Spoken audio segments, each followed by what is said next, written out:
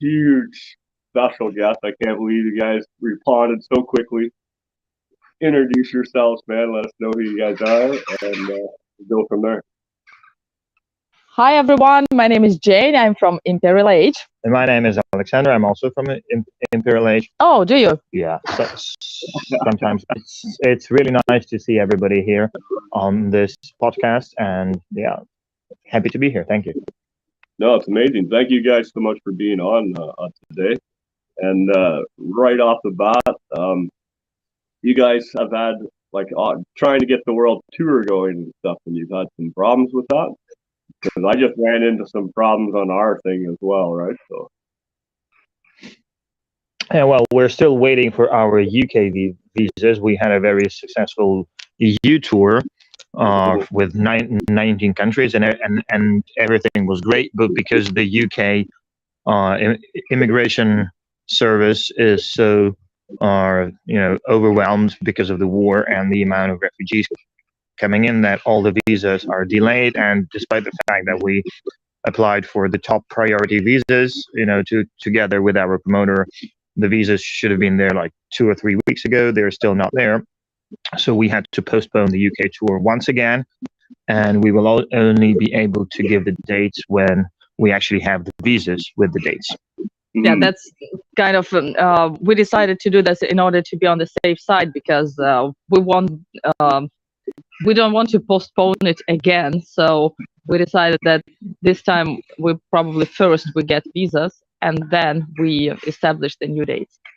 Yeah, no, that's fantastic that you guys are patiently waiting and working and waiting for the props. Like you said, you don't want to say this date and then have to cancel and then cancel again and cancel again, right? So we just had a little show in the U.S. we did just recently. I think it was last weekend, and a couple of guys ran into passport issues, so a few of them couldn't even make the show. And it was like, but we had enough fans to make it go, but it was like, it's very stressful, We also want so badly to go to the US, but it is in the process now, but it is not fast. Yeah, so the North American tour will happen somewhere next year, but we don't know when, because again, just like with the UK, we must sort out the visas first, and with the United States, that's even longer. With Canada, it's actually quite straightforward. You guys only have one visa. That's one type of visa. That's amazing. And it's very liberal, but with the United States, it's very expensive and very complicated. And long. No, yeah. I've heard that with some of my friends that wanted to come over and visit and do tours here, and they're like, man, we'd rather just go to Canada. It's so much easier in that sense, We are lucky here in Canada for that, man. I can't wait when you guys come over here. I'll be in the crowd for sure, right? So we would be so happy to finally play in America. In both Americas. Well, we are working on this. We will probably have an announcement about it, hopefully at the beginning of December, but without the dates yet. So we first need to do the visas, and then once we have the visas, then we announce the dates. So that's how it works these days. That's good to know, though, because we're always waiting. We're over here just waiting. Yeah, but now, with your style of music and the style of group you guys have with 3 singers, how do you guys work out the lyrics? Never thought of that. It comes from here. Yeah, I just write the lyrics and then. And sometimes he does it on the way to the recording studio in taxi. So yeah, like in 1 hour I need to record this song, but I don't have lyrics yet, so I think it's time to write it right now. That's how it works. That's cool. So, I always figured you guys sat down, just the style, the way you guys play, how you present yourself, it's all orchestrated. You guys compose your music in that sense, but no, you're like the rest of us. You just write it on the way to the recording studio. Here we go. Well, yeah. First comes the music in our case mostly, and the lyrics come second. So that's the reason. Some bands write the lyrics first, like country or singer-songwriter styles and stuff like that. No, it's weird. Yeah, my buddy from Hawk Center there, Johnny Eyeball, he always writes lyrics first. I can't do that, but I'll write lyrics and they'll sit there forever. But there is music. There is music which is lyrics are orientated, like country music, for example. So that may make sense. But our music is, more instrumental or orientated. So first, usually, not in all cases, but in most cases, first comes the music and then the lyrics. I think it is also a different type of brain functioning when you first write lyrics or when you first write the music. That's kind of a different way of thinking. Yeah, true. Yeah, but I can make both work. I think in Area of Art, I first wrote the lyrics and then the music, but that was the only exception. Now, you guys have also been very educated in the music system as far as your schooling goes. Are you guys like... Sorry, educated in what? In the music. Like you've gone to school for music? Did you? Nope. Or not at all, eh? Nope. No, but you know music theory a bit. I learned it by myself, but actually regret it. Because now it is more complicated to compose. No, it's like you feel like you're a centipede who suddenly started thinking of how all the 46 legs work, and then it comes to a standstill. I get that.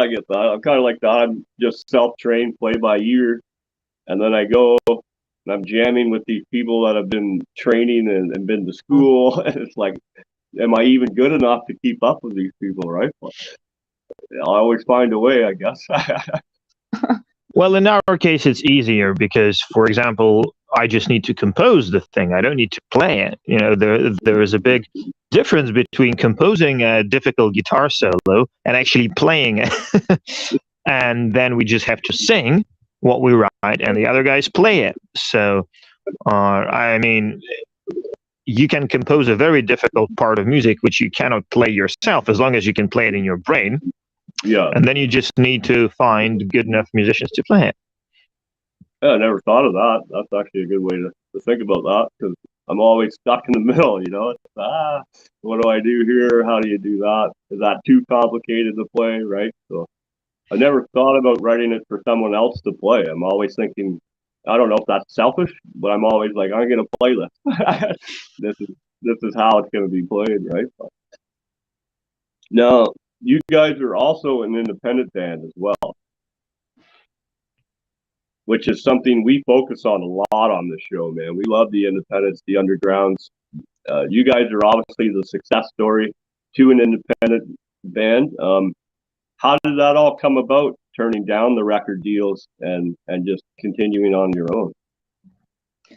Well, at the beginning of our band, we of course wanted so bad to get signed to any label, and we were sending our records to all of them, as I think all young bands do. So, but no one wanted us, as it usually is. So we were forced to learn to do it ourselves, and when it appeared to be successful, when we grew, then the labels started to appear with their proposals, but at that point they weren't interesting for us anymore, because we did all ourselves, and they just wanted to have, the piece of this pie. Which has already been baked. Yeah, but that's not the thing that we're willing to do anymore.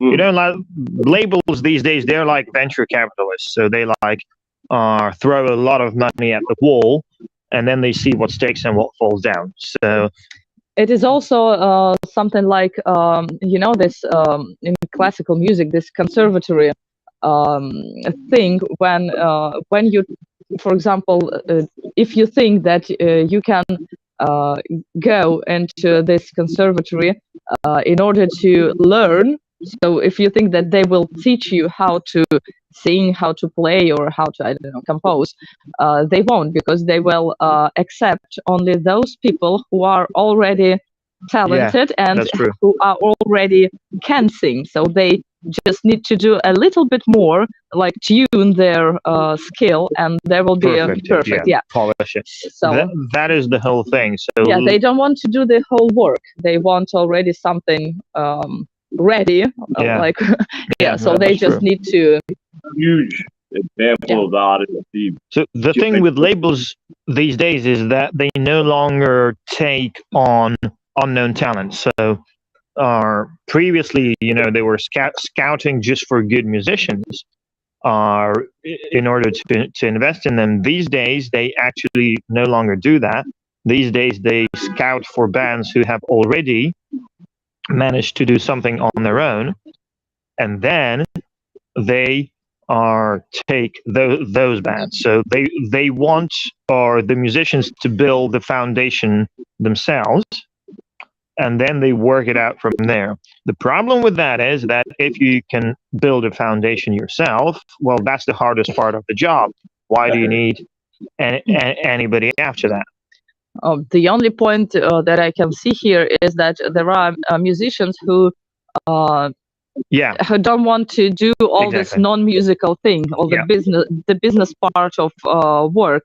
So they are consciously willing to give this part and give like huge amount of their income to someone else to delegate it in order to focus only on music. So that's the only point. Yeah. So basically the choice is, at some point you either have to technically make your own record label, because if you have like thousands of sales a month, well, it has to be a business. It has to be a company. You have to have a warehouse where you store all that. You have to have employees who do that. You have to do the accounting, blah, blah, blah, blah, blah, and everything. But that's the disadvantage. The advantage is that you get all the money and you're in full control. If you don't like that, then you can delegate that to a label. In return, you give them most of your profits, most of your income, like 80-90%, and you give away most of the control, but you can only focus on the music. So it's a choice, that people make. Yeah, it's one of those crossroads throughout the business that you'll have to make on the journey to the top, as you say, right? Yeah. Huge but example. People should. Radio stations here, they don't play indie music anymore. Like you said, it's all these bands. You hear the same song 100 times a day. On the TV, you have the talent show, America's Got Talent or whatever. All that is a talent show. And as you said, they take the best and then take them for their money in the end, because they're already talented. They didn't, they made sure that people wanted to hear more music from them, and then they take all the fame and glory and the money from them. Well, I'm actually quite skeptical about all these talent shows. How many stars do you know right now who actually started from a talent show? If you take American pop stars, like Taylor Swift or Kanye West or Justin Bieber, Canadian, by the way, how many of them actually started from winning a talent show? All right. I don't know. That's not the effective route to the top. That's people think it is, but no. I mean, I have always been extremely skeptical and never participated in any competitions because I just don't see the point. No, I get that 100%. I'm on the same page when it comes to that. I'd rather just put everyone together and put on a concert. Be a lot better.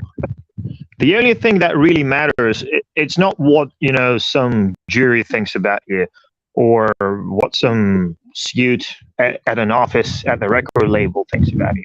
The only thing that ever matters, and has mattered and will matter, is how many fans you have. That is the only difference between a small band and a stadium-sized band. Everything else is people trying to get between the band and the fans. So that's something I think people should always keep in mind. The only measure of your success as a musician is how many fans you have, because even when you go to music, it's very subjective. What is good music? Try defining that. Joe thinks it's doom metal, and Bob thinks it's pop music, and there is no way to objectively determine which one of them is right.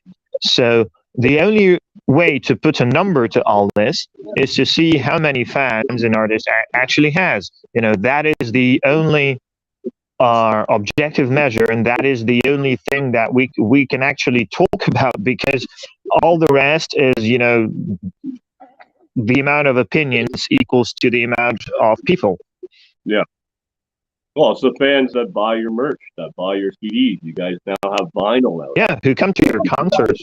If you pull a stadium, you pull a stadium. If you pull 1,000 people, you pull 1,000 people. That's the difference. Mm-hmm. And the best part is, I find, especially in the metal community, they put on the show whether it's 50 people or 50,000 people.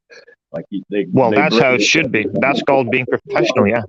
Mm-hmm. If I go to a concert and I pay for the ticket,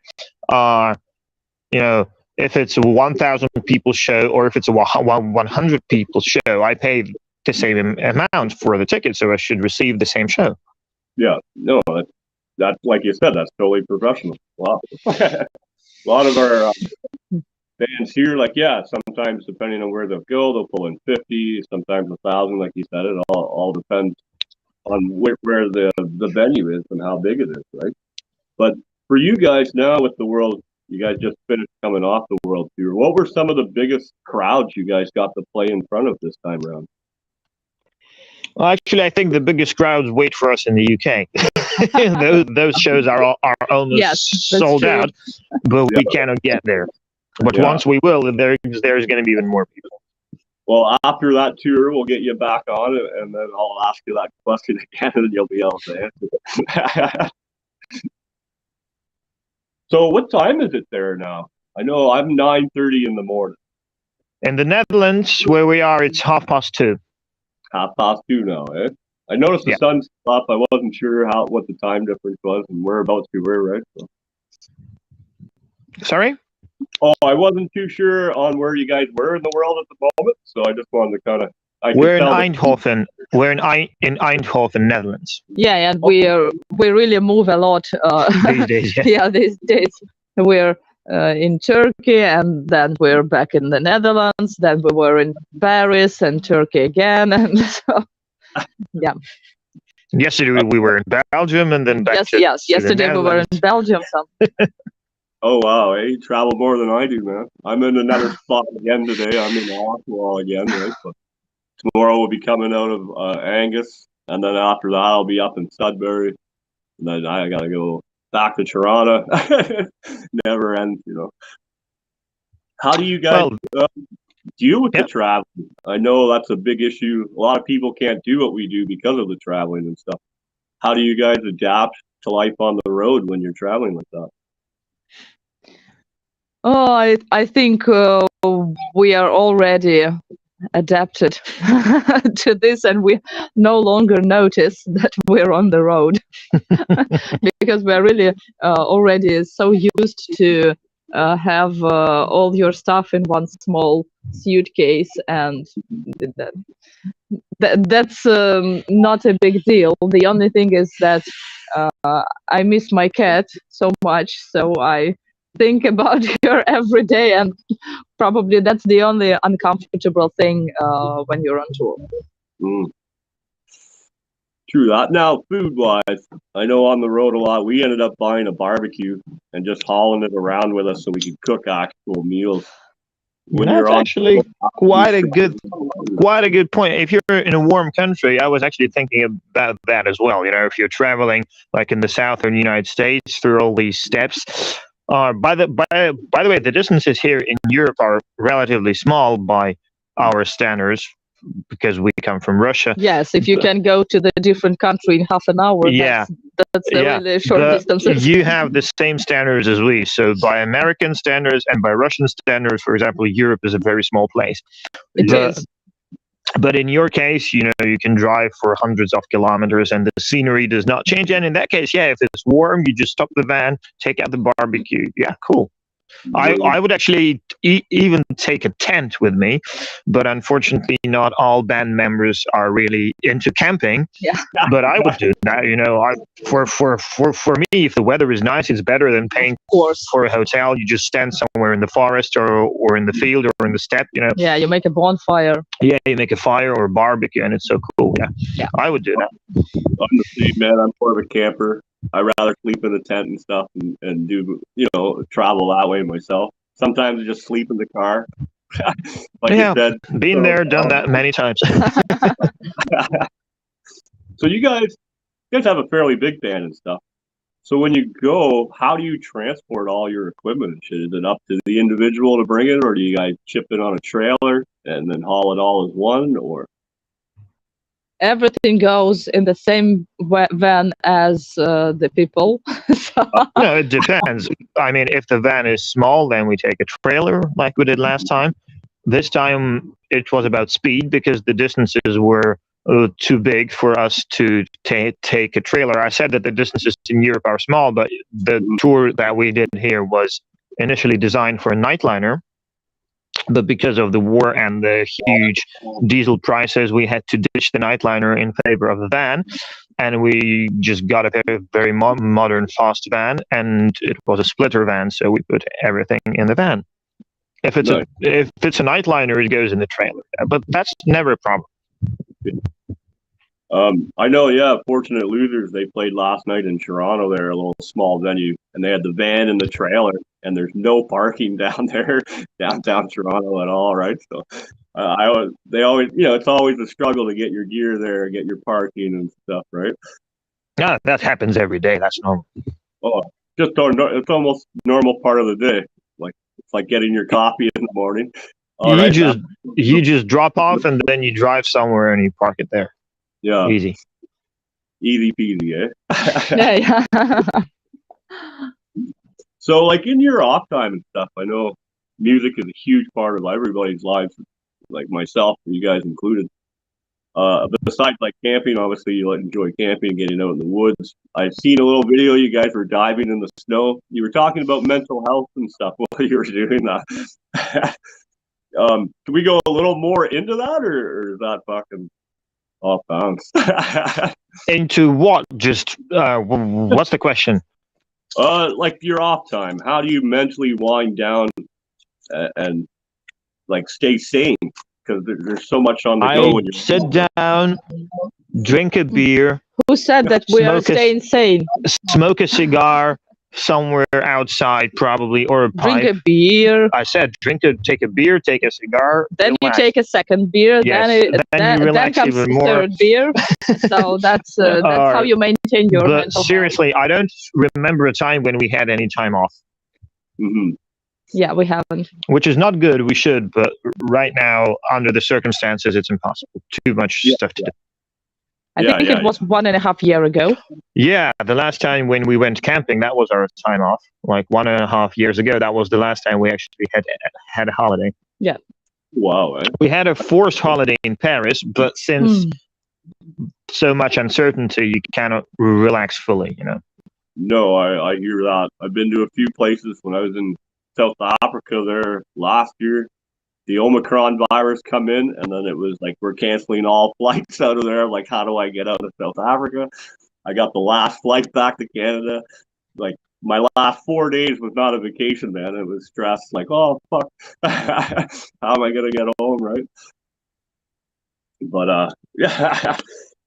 So, with you guys did some choir, or not choir. You guys had an orchestra play with you not long ago. Obviously your music really fits that. Was that a bit of a challenge, or did that just flow in like water over rocks? Played with the choir, with the orchestra and choir, you mean? Orchestra, yeah. With orchestra, it was a pain in the ass because it was not like an orchestra, which is where all the musicians play together for a long time. It were just random people who were, and they were seeing each other for the first time. Yeah, and the conductor also. The girl was just a random girl. So Random conductor girl. random conductor Oh, girl. she Yeah, is a conductor. yeah, That's her job. but still, usually musicians in orchestra and also orchestra conductor, they work together for a long time to get used to each other. Um, but yeah, they did a good job, and as well as choir. So everything went well, but it was a bit stressful, and also it was about the how's it called, the notes, the sheets. The sheet music. Yeah. So they were like asking each day, when will we get this sheet music, because we need Not to shit music. Sheet music. Yes, I know. Shit music. When will we get your shit music? Yeah, I mean, we just had to hire people to do, because we don't write notes, so we don't need, but the orchestra guys do. So we had to hire one of them to actually put all our music into proper classical form so that they can read it and that the conductor can read it. And it's like a lot of paper. It's like this thick.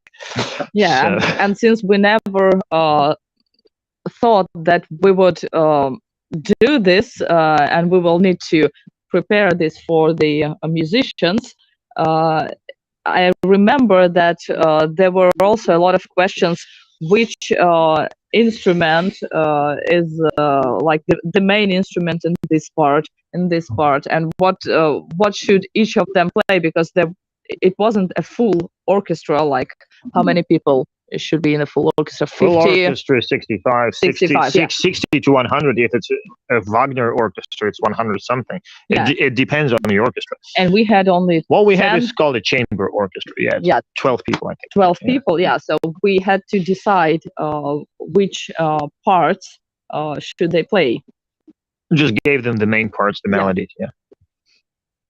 No, that's quite a lot to figure out, man. Like, as independent bands, everyone that watches, they're starting, like, when you get into it, man, don't expect to make money right away. That's for sure. Well, I hate business and talking about it, but always, if you want to do things full time, you have to take care of the business, because otherwise you need a day job. That's how it works. So I also hate money. I also hate doing accounting. I hate, I would just like to sit down and do music, but I'm not ready to go for a 9-to-5 job. So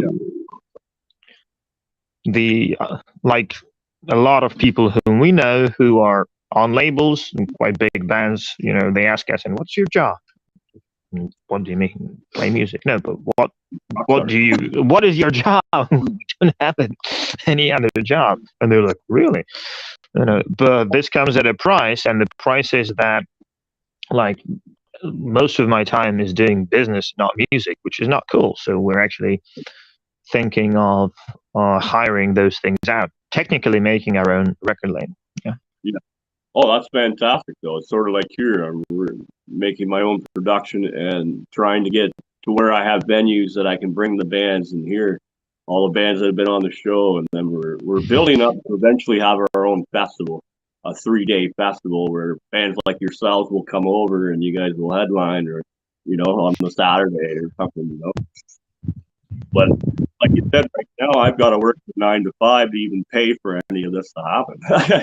So. But eventually, I'll be out. Like, when the bands come and play for us, that comes out of my pocket. Me and Ollie would fund all that, right? But it's building the name, building your time and sacrifice to get what you want, right? It's not about the money. It's more or less your time and what you give up to get here or get to where you're going, right? Yeah, that's the backside of being independent. You not only get all the profit, but you also have to put more efforts. And and you also get all the expenses. Yes, and all the risks. And we have been battered significantly by the war. Way more rewarding in the end, though. Whether you get this far or that far, or world tour like you guys are working on. It's amazing to see. You guys are almost a success story for us independent bands. Someone to look up to and be like, we're gonna be like them. We're gonna Well, make it. thanks for that, but I think it's far until we are a proper success, which is an arena-sized band, if you ask me. Now, I'm gonna get a lot of shit for saying that I already had. What about the smaller bands? Smaller bands are cool. God bless them. But personally, for us, the benchmark is playing arenas. So, and it has not yet happened. So this is one question I kind of ask a fair bit is like the ultimate arena, the ultimate stage. Where would you guys like to play? When would you be like, yeah, Arenas? Any arena will do. Yeah. Like Metallica, for example, or AC/DC. Yeah. That level of band. Yeah, that Iron would be Maiden. enough. Mm-hmm. Ozzy Osbourne.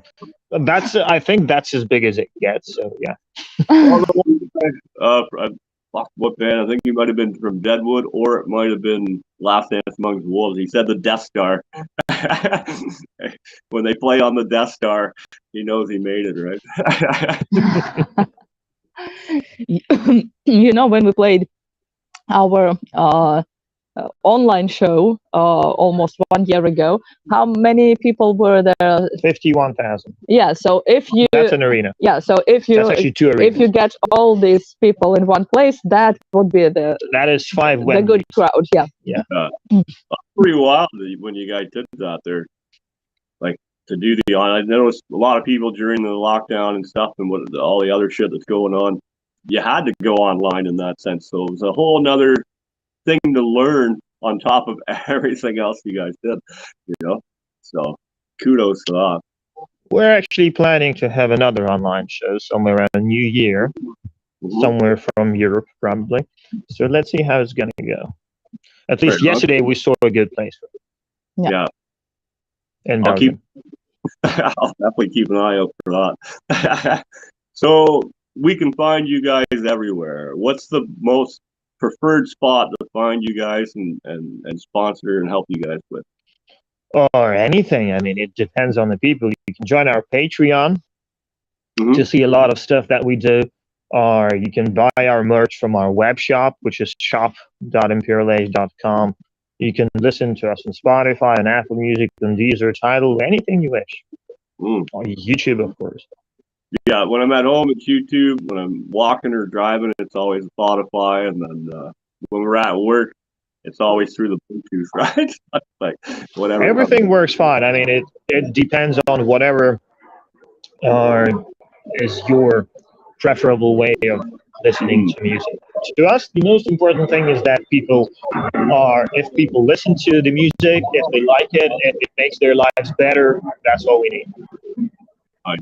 And then local bands, other bands that are like around your area that you listen to now. We should definitely give a shout out to those guys. Around our area. Define our area. Well, I know you guys are from everywhere, and I interview bands from everywhere, but it's technically the local scene. So did you meet a band in Paris that you were like, fuck, these guys are awesome? Yes, we drank quite a lot with Nils from Sirenia.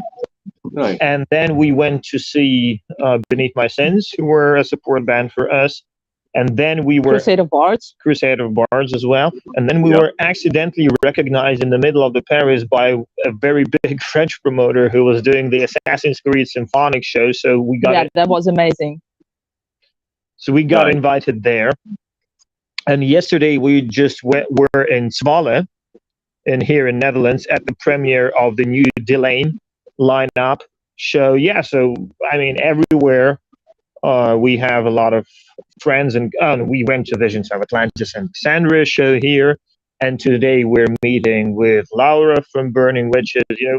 A lot of because she lives here. A lot of colleagues everywhere. I mean, yesterday we met with Martijn from Delane also, and on Wednesday as well. So I mean, it's like the metal world is a big village. Yeah.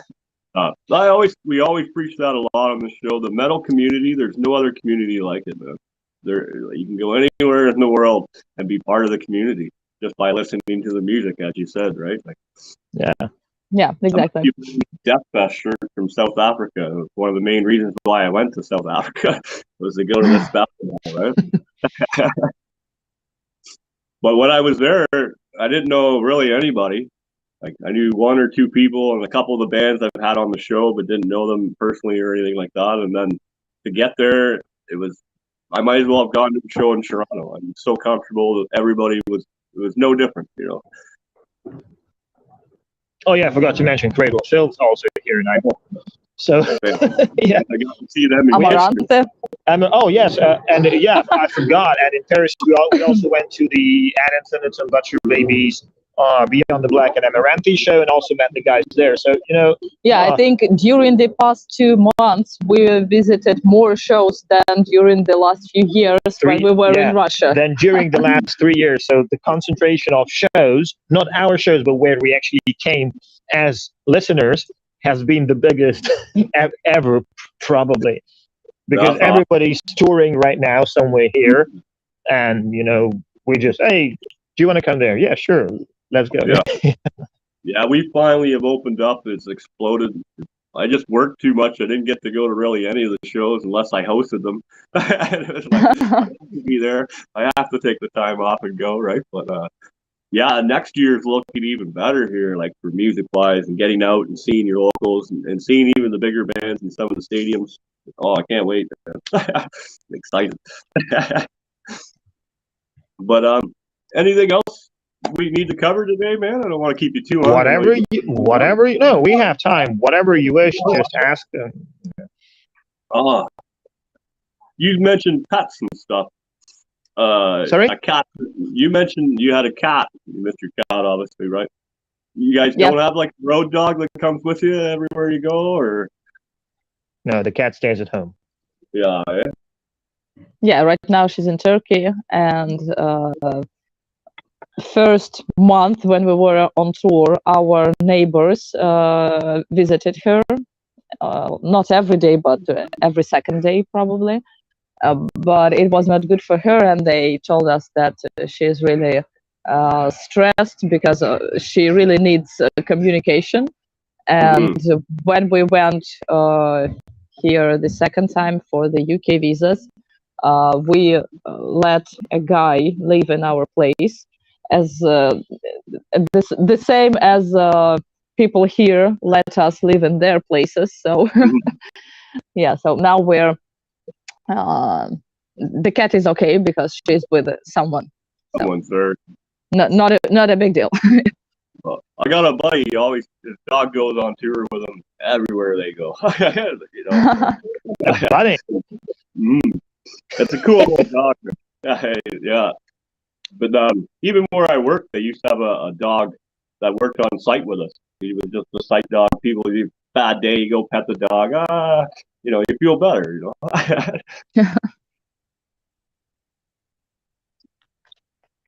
So with the North American tour, obviously you want to do Canada and the United States, right? Are you talking Mexico? A complete? No. It should be all together. Yeah, because there is no point of doing like only US tour or only Canada or. It should be Canada, United States, Mexico, and then preferably Brazil and Argentina. So it makes sense to cover the entire both American continents. But at least it should be North America, so like Canada, US, and Mexico. Because I got dual citizenship, so no matter what side of the border you're on, I'll be there. Right? The only thing which is it's not the problem, but the only thing which is keeping us from announcing the American tour is the visas, and the only thing which is keeping us from having the visas is the money. So we plan to launch a new crowdfunding campaign somewhere in December to actually fund the US visas, because actually that's what our American fans have been suggesting for a long time. And once those visas are ready, we have an agent who's ready to put the shows anytime as soon as the visas are ready. So right now it's just a question of time and money. Yeah. No, I hear you. And the crowdfunding, it's amazing what your fans are capable of when they love your music. You know, that's gotta If be not our humbling. fans, we would have been stuck in Russia behind the Iron Curtain without any money to eat and to feed the cat. That's true. Yeah, right. That's got to be a little humbling to know that your fans care and love your music so much that they want Everything you we have, we they owe want to our fans. it's like set up the Patreon so we can get you over here, you know. So hopefully that comes in December, like you're saying. Hopefully we can make that happen for you. I know it probably will. I don't see why not. Now, one other question when you're traveling too with your merch. Do you guys ever run into problems on like carrying your merch with you and selling them at the shows? I know with the U.S. and Canada border, it's hard to get merch across. You have to pay taxes on all that shit and stuff, right? So, Yeah, in case of the US and Canada tour, I think we will print merch there because that's just no point of paying for the overweight on the plane flights. So it's easier to print merch on the spot. yeah, no, that's cool, man. When you come to Canada, I know quite a few guys that do all their merch. I could give you 10 people to choose from. They will gladly print it up and get it done for you, right? That's great. Thank you. Just so you know. But I'm pretty busy this afternoon, so we're coming up on an hour here. I thank you guys so much for taking the time out of your day, coming on the Boneyard, baby. Thank you so much. Thank you for your time. Thank you, man. Anytime, man. Anytime. Right? And you got new stuff. I'll be in touch through the email, and then we'll keep in touch. And when new stuff comes up, let us know, and we'll always. Anytime a new video pops up, we'll share it up on the page for you. Thank you, man. We actually have 3 music videos in the pipeline, so yeah. Oh, I can't wait, man. I'm excited. They were filmed back in July. Yeah. So let me ask about that real quick before we go. Filming, you guys do all that yourself too, or you have to edit that out or sub it out to somebody else for filming, editing, all that stuff, right? Yes, of course, we work with professional filming crew, but we had to find them ourselves. Yeah. For example, the previous 4 music videos were filmed by an American cameraman from Los Angeles, actually, who just happened to have a girlfriend in Turkey, and we found him there. That's crazy. Small world, right? You know? Yeah. They can't argue with that, right? Yeah, I find a lot of the bands nowadays are filming their own videos, doing their green screens, and making a go of it like that, and you can really see the evolution as they get better and better at doing it, right? But you guys have quite the videos, man. I love the quality, and you guys come out in I don't want to say costume, but you actually dress up. You don't come out in your street clothes when you're on performing, right? No, we prefer costumes. Yeah. Yeah. I think that it has to illustrate the music. It has to illustrate the lyrics and the whole idea, the message. So we always think of the visuals, costumes included, as a wrapping, as a packaging. Yes, it's the same thing as for example, you always do a booklet, for example, for the CD. And you think about what pictures do you want there, what colors. So the costumes, this is the part of all this. Yeah. No, as a fan and someone that goes to so many shows, it's nice to see when you come out, you're dressed up, your makeup's done, you know, you're wearing the mask like Slipknot and them, Mushroom. It just makes for that better show, as you said. It helps brings the music to life when you're right there on stage, right? Yeah, it is also more interesting for the audience because they want not only to hear music, they can hear music at home from Spotify, but the show is also about the show. So it is about what you do on stage, how you look on stage, what props do you have there, how you move. So that's all together. No, I love it personally. I do the same. Most of the time when I have the chance, if I get on stage, I try to dress up, do my part, right? like you said, they paid money to be there. They paid money to see it. Like they could watch it and do it at home if they wanted. So you got to bring the show, right? Yeah. But once again, guys, really appreciate you guys having on. We'll stay in touch, and anytime new stuff comes up, when the new videos pop up, I'll be sure to share them up for you. We're going to get the links up above. Pretty sure there's links down below as well. Man, play it loud, play it proud, people. And once again, Pure Age, honored to have you guys on. I'm surprised I didn't fan Thank you, man. more. It's not too often I'm fan when I get on, you know. But today, that was hard. Thank you very much. Thanks for having us. Cheers. Play loud, play proud.